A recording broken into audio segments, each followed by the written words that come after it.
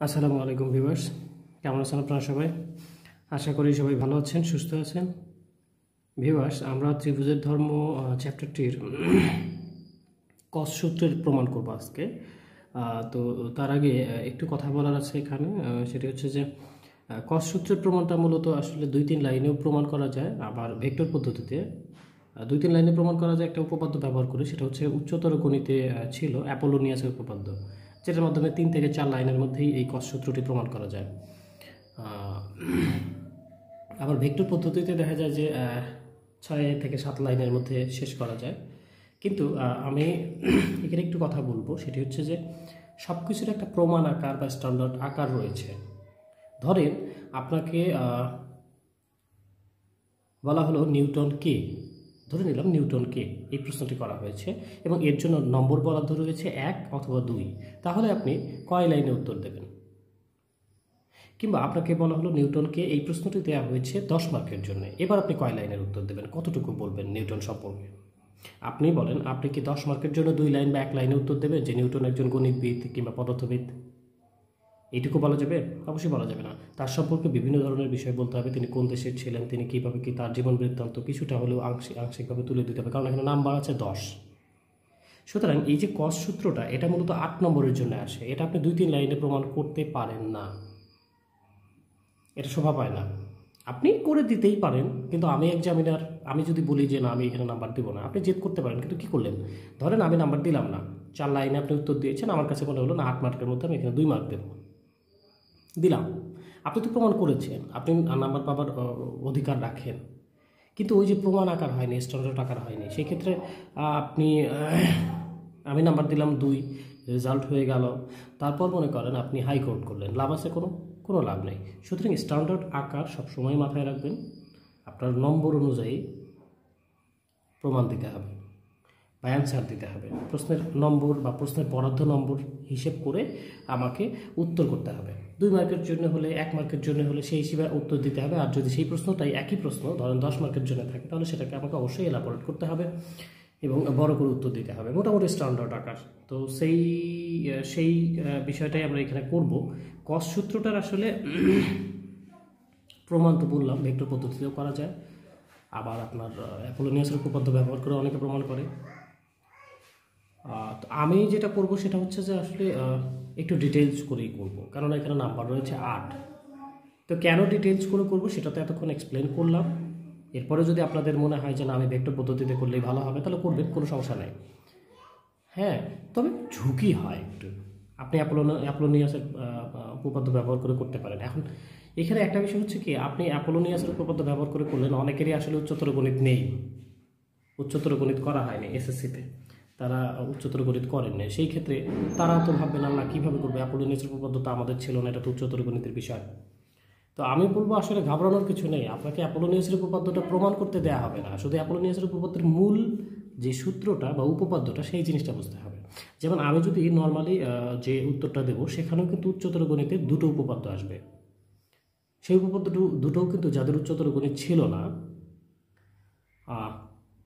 তারা তো করেননি, কিন্তু আমি এক্সপ্লেন করে দেব। আপনার উপপাদ্যটার প্রমাণ দরকার নাই, মূল থিওরেমটা দরকার। ঠিক সেই থিওরেমটা আমি কিন্তু সুন্দর করে আপনাকে বুঝাই দেবো। সুতরাং একটু কনসেন্ট্রেট করেন, একটু বোঝেন, আর আমি উত্তরটা একটু বড় করে দেবো। মোটামুটি আমার মনে হয়, মানে আমার তো স্যাটিসফ্যাকশনের একটা ব্যাপার রয়েছে, আত্মতৃপ্তির একটা ব্যাপার রয়েছে। আপনি উত্তর দেবেন, সেটার ব্যাপারে আপনি আত্মতৃপ্ত না, স্যাটিসফাইড না, সন্তুষ্ট না।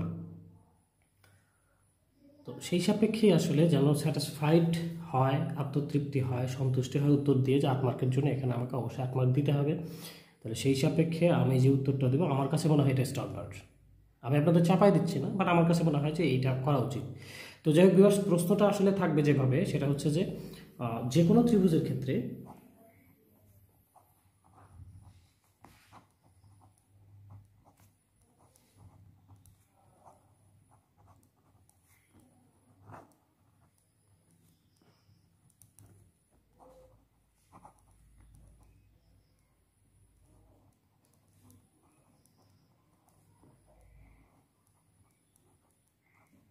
এই জিনিসটাই কিন্তু আপনাকে প্রমাণ করতে দেওয়া হয়েছে। তো ভিউয়ার্স, আসলে কি করব, কিভাবে প্রমাণ করব, সেই বিষয়টি আমরা তো অবশ্যই এখন দেখব। তো তো এটা এখানে প্রশ্নটাতে যে বোঝার বিষয়টা রয়েছে সেটা হচ্ছে যে কোনো ত্রিভুজের ক্ষেত্রে, তার মানে কোন কোন ত্রিভুজ, যে কোনো ত্রিভুজ মানে সব ত্রিভুজ। এখানে সব ত্রিভুজ বলতে কোন কোন ত্রিভুজের কথা বলা হচ্ছে, এখানে মূলত 3টি ত্রিভুজের কথা বলা হচ্ছে। একটি হচ্ছে এই যে কোনো ত্রিভুজ কথাটি দ্বারা, একটি হচ্ছে সূক্ষ্মকোণী ত্রিভুজ, স্থূলকোণী ত্রিভুজ এবং সমকোণী ত্রিভুজ। এই 3টা ত্রিভুজের ক্ষেত্রেই আপনাকে এই উপপাদ্যটা প্রমাণ করতে হবে বা এই সূত্রটা প্রমাণ করতে হবে। এই যে কোনো ত্রিভুজ কথাটা থাকলে আপনাকে 3টা ত্রিভুজের কথা দেখাতে হবে। ভেক্টর পদ্ধতিতে আসলে কিন্তু আপনার 3টা পদ্ধতি আসে না, স্রেফ ভেক্টর পদ্ধতিতেই প্রমাণ হয়ে যাবে, সেখানে ওই সূক্ষ্মকোণ, স্থূলকোণ, সমকোণ এই বিষয়গুলো আসবে না। তবে আমি স্ট্যান্ডার্ড আকারে যেহেতু দেখাবো, সেইখানে কিন্তু আমি 3টা ত্রিভুজে আপনাকে দেখাবো এবং আমি আপনাকে বলবো যে আপনি এটাই করেন। 2বার প্র্যাকটিস করলে আপনার কোনো দরকার নাই, আপনি যদি ভালো করে বুঝে নিয়ে 2বার আপনি প্র্যাকটিস করেন, আপনার কোনো দরকার নাই পরীক্ষার আগে আরও 2-3বার করার।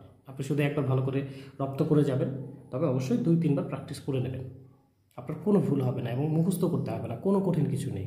আমি আপনাকে সেইভাবে দেখাবো ইনশাআল্লাহ। আপনি শুধু আমার মতো করে একটু বোঝার চেষ্টা করবেন, আমি ঠিক যেভাবে বোঝাতে চাই। তো যাই হোক, প্রথমে আমরা সমকোণী ত্রিভুজের ক্ষেত্রে বিষয়টা প্রমাণ করব। এখানে লিখে দিই সমকোণী, এখানে মূর্ধন্য হবে আসলে,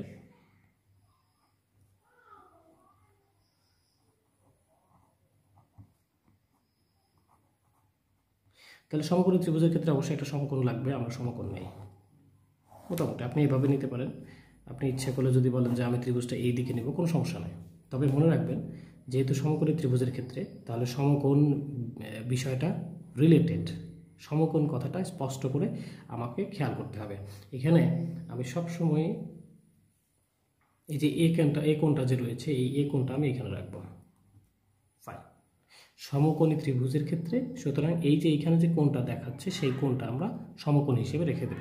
এটা এ হলে সিকোয়েন্সটা এই দিক দিয়ে ঘুরবে, তাহলে এরপরে বি, তারপরে সি, কখনো এই দিক দিয়ে যাবেন না, তাহলে আপনার সুবিধা হবে। মানে চিত্রটা যেহেতু দিতে হবে, আঁকতে হবে, এলোমেলো করে দিলে প্রবলেম হবে। বেটার আপনি এই সিকোয়েন্সে যাবেন। এটা এ হলে এটা বি, এটা সি।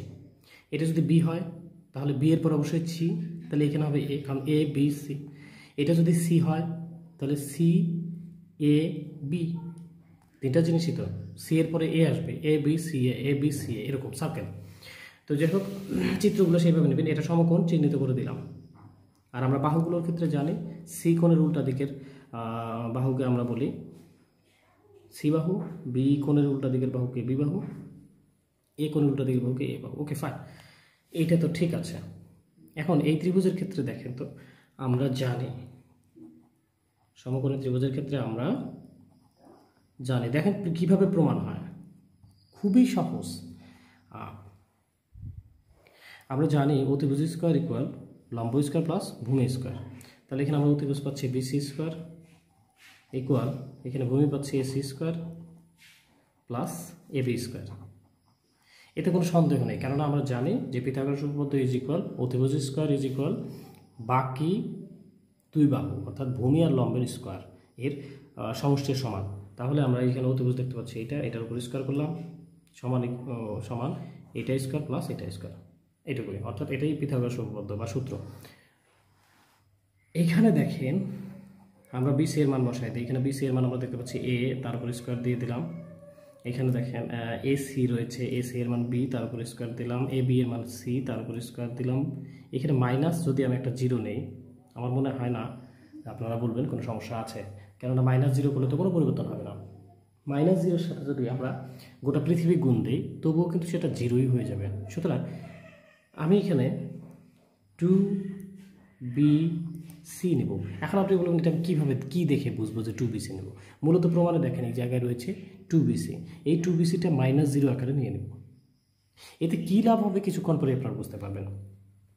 আরেকটা জিনিস খেয়াল করেন, আপনারা কি জানেন যে cos 90 ডিগ্রির মান 0, সুতরাং 0-র বদলে আমরা cos 90 বসাতে পারি।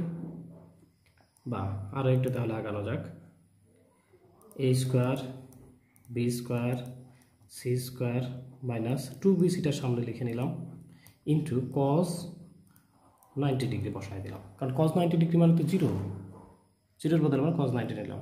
বা a স্কোয়ার, এই তো B square C square minus 2BC cos, এই 90 ডিগ্রি আমার আলোচ্য ত্রিভুজে কোন কোণ?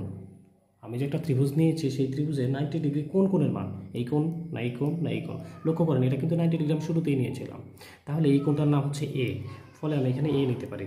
এখন দেখেন ভিউয়ার্স, আপনি যদি এ কোণটা সমকোণ হিসেবে চিহ্নিত না করতেন তাহলে কিন্তু এ কোণটা এখানে আসতো না, ফলে কজ এ জিনিসটা আমার আসতো না, ফলে কজ এর সূত্র প্রমাণ কিন্তু হতো না।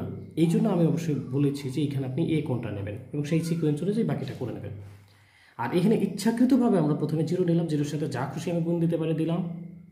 0 ডিগ্রি মানে cos 90 ডিগ্রি, সরি 0 মানে হচ্ছে cos 90 ডিগ্রি, আমরা 0-এর বদলে cos 90 ডিগ্রি নিলাম, 90 এর বদলে আমরা এ কোণটা নিয়ে নিলাম। ফলে এবার দেখেন আপনি এই অংশটার সামনে যেহেতু মাইনাস রয়েছে আপনি এই পাশে নিয়ে আসেন আর এটাকে ওই পাশে নিয়ে যান। আমরা শুধু এখন সাজাবো, তাহলে কি হচ্ছে, এর সামনে মাইনাস আছে, মাইনাসটা উঠে যাবে। 2bc cos a is equal B square plus C square minus A square, এরপর 2bc পক্ষান্তর করেন,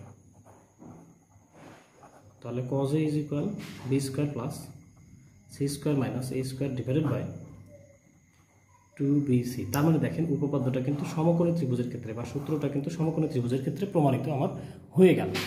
এখন আমরা প্রমাণ করব সূক্ষ্মকোণী ত্রিভুজের ক্ষেত্রে কিংবা স্থূলকোণী ত্রিভুজের ক্ষেত্রে। ভিউয়ার্স, সূক্ষ্মকোণী ত্রিভুজের ক্ষেত্রে বা স্থূলকোণী ত্রিভুজের ক্ষেত্রে উচ্চতর গণিত থেকে একটি উপপাদ্য আমাদেরকে সেখানকার উপপাদ্যটা নিয়ে এসে সেই উপপাদ্যের সাহায্যে এখানে প্রমাণ করতে হবে। এখন উপপাদ্যটা নিয়ে আসতে হবে মানে এই নয় যে সেখানকার জিনিসটা আপনাকে কমপ্লিটলি জানতে হবে, আমি যেটা জানাচ্ছি সেটুকু জানলে আপনার যথেষ্ট। তো এখানে উপপাদ্যটা সূক্ষ্মকোণী ত্রিভুজের ক্ষেত্রে একরকম হয়, স্থূলকোণী ত্রিভুজের ক্ষেত্রে একরকম হয়, সেই বিষয়টাকে এক্সপ্লেন করি। আমরা প্রথমে এখানে সূক্ষ্মকোণী ত্রিভুজ একটা নেই।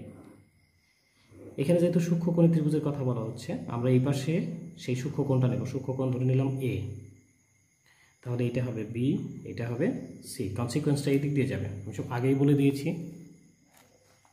এবার এটা সি বাহু, এটা এ বাহু, এটা বি বাহু, এরপর এইখান থেকে এর উপর লম্বটা নেব।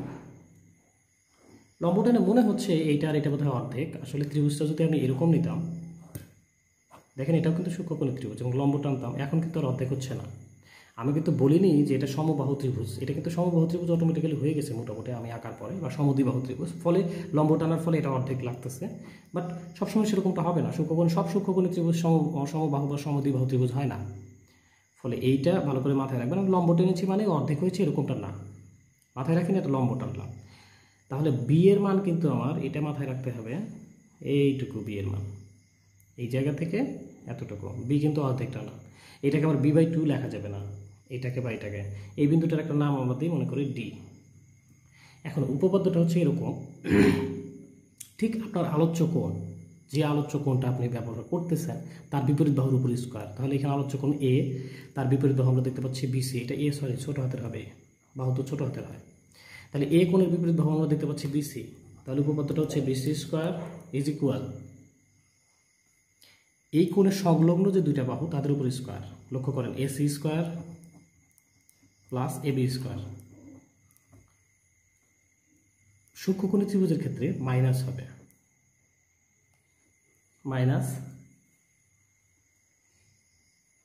এই যে যার উপর আমরা লম্ব টেনেছি সেইটা ইন্টু 2, তাহলে 2 ইন্টু এসি ইন্টু লম্ব যে টেনেছি, লম্বের পাদবিন্দু আর যেই আলোচ্য কোণটা তাদের মধ্যবর্তী দূরত্ব অর্থাৎ এ থেকে ডি, এটি, এটা একটা উপপাদ্য। এটা হচ্ছে সূক্ষ্মকোণী ত্রিভুজের ক্ষেত্রে। তাহলে সূক্ষ্মকোণী ত্রিভুজের ক্ষেত্রে কি হলো, লক্ষ্য করেন আমরা যে আলোচ্য কোণটা নেব তার বিপরীত বাহুর উপর স্কোয়ার ইজ ইকুয়াল ওই কোণটার সংলগ্ন যে দুটো বাহু, অর্থাৎ এই কোণের সাথে যে একটা বাহু এটা একটা বাহু এটা, তাদের স্কোয়ারের যোগফল মাইনাস 2 ইন্টু আপনি লম্ব যার উপর টেনেছেন সেই বাহুটা এবং সেই লম্ব যে টেনেছেন লম্বের পাদবিন্দু আবার ওই কোণ এই অংশ, তা এই দুইটা রাশির গুণফলের দ্বিগুণ।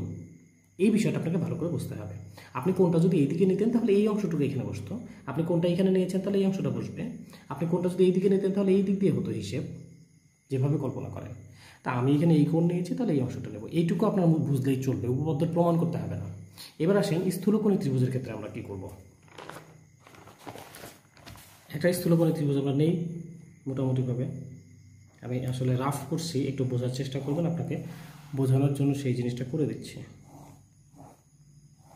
ধরেন এটা স্থূলকোণী ত্রিভুজ, তাহলে এটা স্থূলকোণ, আর আমরা স্থূলকোণী ত্রিভুজের ক্ষেত্রে আলোচ্য কোণকে এ নেব, কেননা আমাকে কজের সূত্র প্রমাণ করতে হবে। কজ বি এর সূত্র প্রমাণ করতে হলে আমরা এখানে বি নিতাম, কজ সি এর সূত্র প্রমাণ করতে হলে এখানে সি নিতাম। একইভাবে সমকোণের এখানে বি বা সি নিতাম, মানে যেই সূত্র প্রমাণ করতে বলবে আমরা সেই সাপেক্ষে এই কোণটা নেব, তার হিসেব অনুযায়ী এইদিকে সিকোয়েন্স করব, সার্কেল করব। তো যাই হোক, আমরা যেহেতু এ কোণ নিচ্ছি তাহলে এখানে এ আর এটা বি, এটা সি। লক্ষ্য করেন এখানে লম্ব কিন্তু করা নেই, কারণ এটা তো স্থূলকোণ, তাহলে সেই ক্ষেত্রে আপনি এই বাহুটাকে বাড়াবেন, বাড়িয়ে আপনি এটা থেকে এটার উপর লম্ব টানবেন। লম্ব টানলে তো এটা লম্ব হয়ে গেল। এবার আপনি যেটা করবেন, বাহুগুলোর নাম দিয়ে দেন। লক্ষ্য করেন এ এর উল্টা দিকে রয়েছে এ, বি এর উল্টা দিকে বি, বি কিন্তু এইটুকু, আর সি এর উল্টা দিকে এটাও রয়েছে, এটাও রয়েছে। এটা তো আসলে পরে, আমার আলোচ্য ত্রিভুজ ছিল এইটুকু। সুতরাং এই সি কোণের উল্টা দিকে কিন্তু এই বাহুকে ধরতে হবে, ফলে সি বাহু হবে এই বাহুটা। এইটা কিন্তু আমার দরকার নাই। আর এই যে বি থেকে যে আপনি লম্ব টানলেন সেটাকে আপনি ডি ধরেন। এবার উপপাদ্যে আসেন, এ কোণের উল্টা দিকে আমরা দেখতে পাচ্ছি বিসি বাহু, তাহলে হবে বিসি স্কোয়ার ইজ ইকুয়াল এ সংলগ্ন একটা বাহু হচ্ছে এসি আর একটা হচ্ছে এবি, তাহলে AC square plus AB square, ওইটার মতোই। ওইখানে হয়েছিল মাইনাস, এখানে হবে প্লাস 2 ইন্টু আমরা লম্ব টেনেছি কার ওপর, অবশ্যই এসি বাহুর বর্ধিতাংশের ওপর। বর্ধিতাংশটা আপনার নেওয়া দরকার নেই এখন, আপনি যার উপর লম্ব টেনেছেন এসি বাহুর ওপর, এসির ওপর লম্ব টানার জন্য আমরা বর্ধিতাংশ করছি, বাড়িয়েছিলাম। তো যাই হোক, লম্ব টেনেছি মূলত এসির ওপর, সুতরাং আপনি এখানে নেবেন এসি ইন্টু এই যে বর্ধিতাংশটা অর্থাৎ এটি হচ্ছে আপনার উপপাদ্য। আপনি ভালো করে খেয়াল করবেন, সূক্ষ্মকোণের ক্ষেত্রে একটা মাইনাস হয়েছে আর স্থূলকোণের ক্ষেত্রে হয়েছে প্লাস। এই অংশটাকে বলা হয় লম্ব অভিক্ষেপ। লম্ব অভিক্ষেপ, এখানেও কিন্তু এই অংশটাকে বলা হয় লম্ব অভিক্ষেপ। উপপাদ্যের মধ্যে লম্ব অভিক্ষেপ কথাটা থাকতে পারে, অনেকে এই বিষয়টা ক্লিয়ার না থাকতে পারেন, আমি ক্লিয়ার করে দিলাম। এইটা হচ্ছে লম্ব অভিক্ষেপ। তো যাই হোক ভিউয়ার্স, আমরা এখন মূল কাজে চলে যাব। সূক্ষ্মকোণী ত্রিভুজের ক্ষেত্রে প্রমাণ করব, এটার কোনো নিট নাই। আমরা মনে হয় বুঝতে পেরেছি। না বুঝতে পারলে অবশ্যই আমাকে কমেন্ট করবেন। দেখেন ভিউয়ার্স, আমি কষ্ট করে করছি আপনাদের জন্য, আপনার কোঅপারেশনের জন্য, আপনার জন্য সুবিধা হয়, আপনি ভালো বুঝতে পারেন, সেই জন্য আমি এত ডিটেলস করাচ্ছি। তাহলে আপনার কমেন্ট করতে কেন কষ্ট হবে? আপনি কেন কার্পণ্যতা করবেন? এটা বোধগম্য নয়। আপনি অবশ্যই কমেন্ট করে আমাকে জানান। আপনি না বুঝলেও কমেন্ট করেন, আপনি বুঝলে কমেন্ট করেন, ভালো লাগলে কমেন্ট করেন, ভালো না লাগলেও কমেন্ট করেন। আপনি কমেন্ট করেন, আপনি আমার সাথে যোগাযোগ করেন, ইভেন আপনি ফোনে যোগাযোগ করতে পারেন। যেমন সেই দিন এক ভাই আমাকে কুষ্টিয়া থেকে ফোন দিয়েছে রাত 10টা। আমি খুশি হয়েছি, আমি বিরক্ত হইনি, আমি খুবই খুশি হয়েছি। কেননা আসলে যদি আপনি কোনো একটা বিষয় এক্সপ্লেন করতে চান, সবসময় যে সেই ইউটিউবে কমেন্ট করে আমাকে বুঝাতে পারবেন তা কিন্তু না। যদি এরকম কোনো সমস্যা থাকে আপনি ফোন করেন, আমি কোনো বিরক্ত হব না, বরং আমি খুশি হব। আপনি পরিচয় দেন, আমি খুশি হব। সেই ভাই ফোন দিয়েছে কুষ্টিয়া থেকে, সেটাকে আমি আমার আম্মাকে বললাম, আম্মাও শুনে খুবই খুশি হয়েছে। আপনারাও ফোন দেবেন। আমি ফোন নম্বর বলে দিচ্ছি 01734595264। আমি আবারও বলছি 01734595264। আপনি ফোন দেবেন, কোনো সমস্যা নেই। আপনি ফেসবুকে যোগাযোগ করতে পারেন, আমার চ্যানেলের নামে বিডি ম্যাথনিক নামে ফেসবুক অ্যাকাউন্ট রয়েছে। আপনি বিডি ম্যাথনিক নামে সার্চ দেবেন, ইনশাল্লাহ আমার ফেসবুক অ্যাকাউন্ট পেয়ে যাবেন। সেইখানে আপনি রিকোয়েস্ট পাঠাইলে হয়তো আমাদের মধ্যে ফেসবুকে ফ্রাঙ্কলি কথা হবে। আমি ফ্রাঙ্কলি কথার পক্ষপাতী। তো যাই হোক ভিউয়ার্স, আমরা আসলে একটু কাজ করব, কাজে আসি। কথা তো হলোই, লিখব সূক্ষ্মকোণী ত্রিভুজের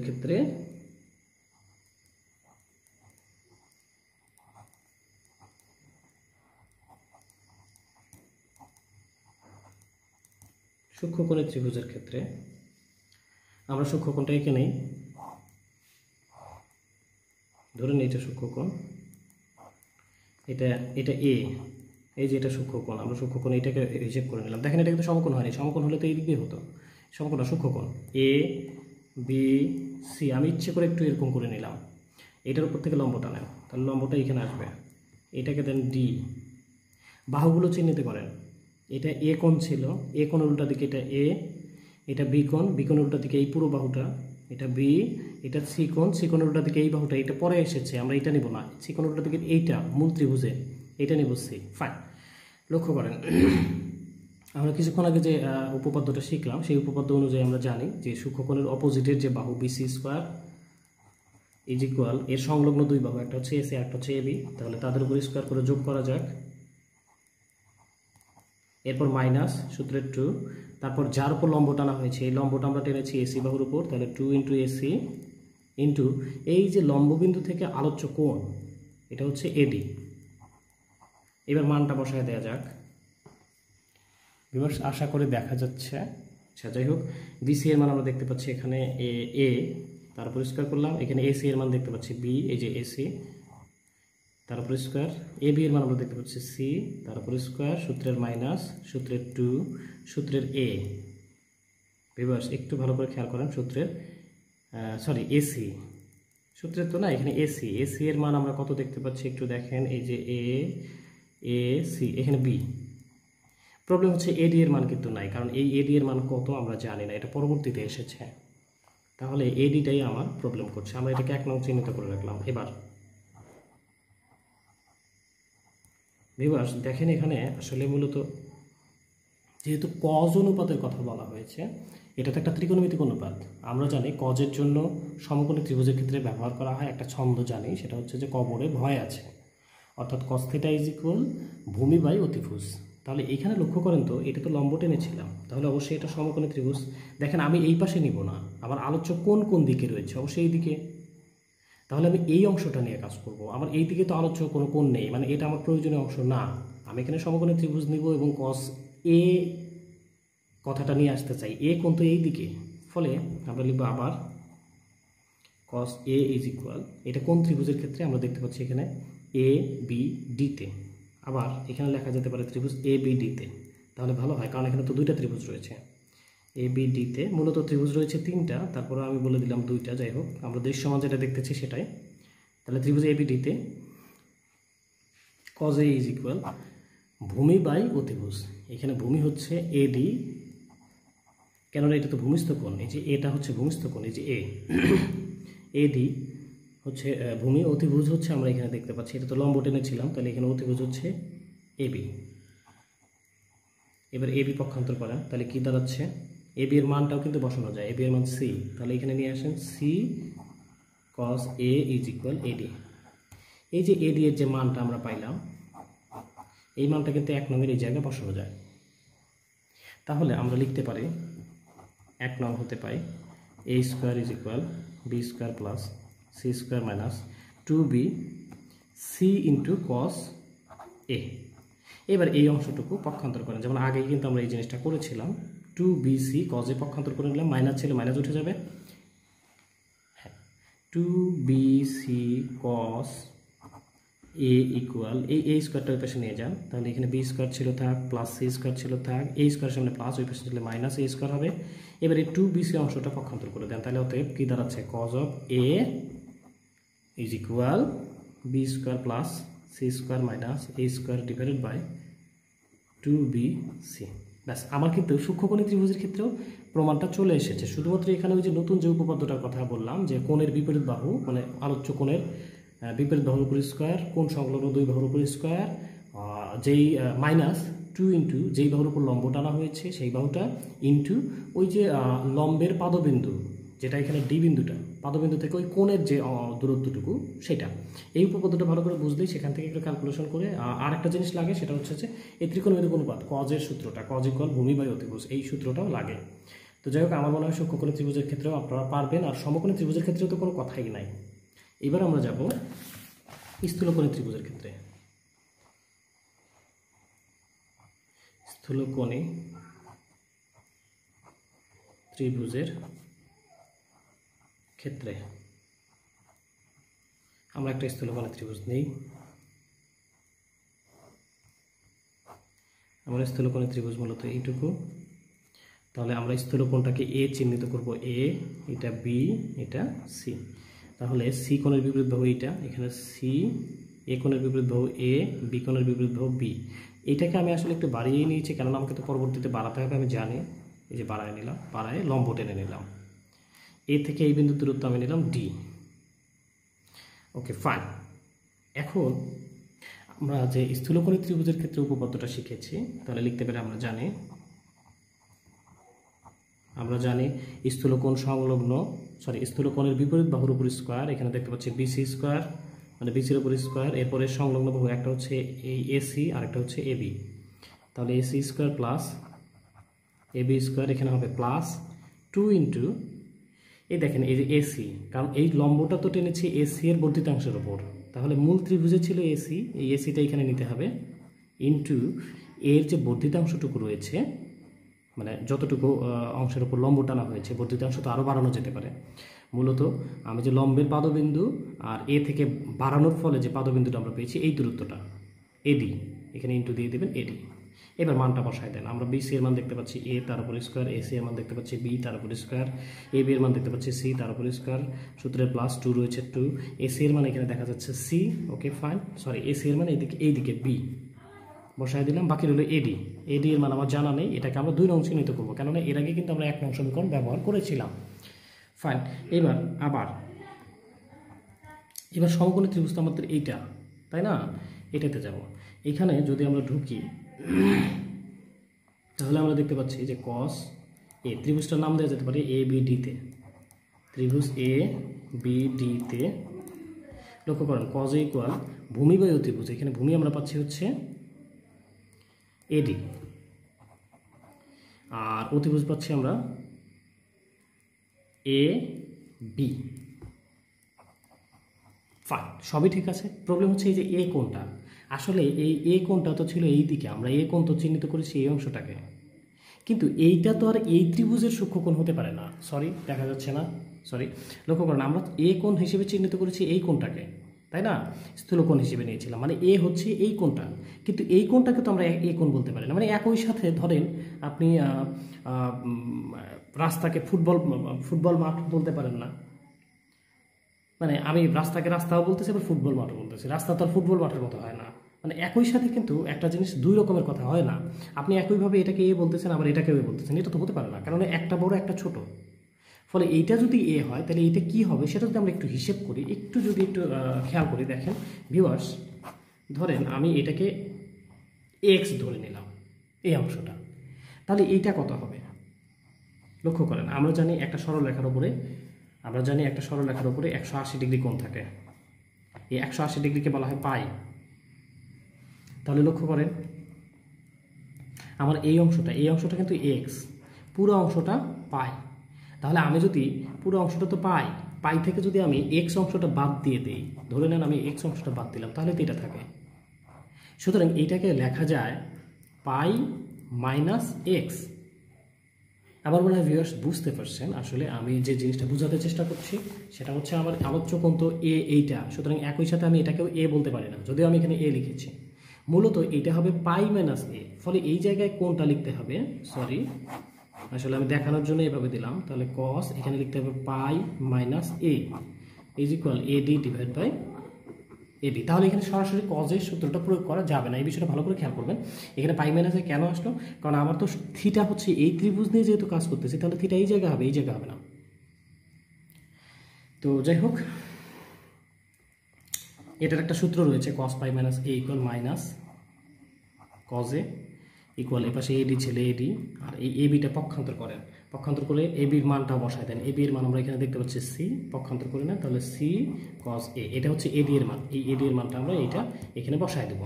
তাহলে 2 নং থেকে আমরা পাচ্ছি এ স্কোয়ার, আশা করি দেখা যাচ্ছে a square equal B square plus C square plus 2b into c cos A, এর জন্য একটা মাইনাস এসেছিল, সেই মাইনাসটা এখানে প্লাসে মাইনাসে মাইনাস হয়ে যাবে। এবার এই অংশটুকু আপনি পক্ষান্তর করেন আর এ স্কোয়ারের পেছনে নিয়ে যান, তাহলে 2bc cos a equal B square plus C square minus A square, এরপর 2bcটা পক্ষান্তর করে দেন, তাহলে এখানে চলে আসবে 2bc। এখন দেখেন সূত্রটা কিন্তু আমার চলে এসেছে, cos a is equal B square plus C square minus A square divide by 2bc। সুতরাং আমরা এখন লিখতে পারি অতএব সকল ত্রিভুজের ক্ষেত্রে প্রমাণ করা হলো যে, আপনার নিজের মতো ভাষা, আপনার নিজের ভাষায় দেবেন, নিজের মতো করে ভাষা দেবেন, প্রমাণ করা হলো যে cos a is equal B square plus C square minus A square divide by 2bc, ব্যাস প্রমাণিত। সির্ফ আপনি এইটুকুই দেবেন। সরি দেখা যাচ্ছে না, হ্যাঁ আমি আসলে ছোটো ছোটো করে লিখলাম, আপনি আশা করি ভাষাটা লিখতে পারবেন।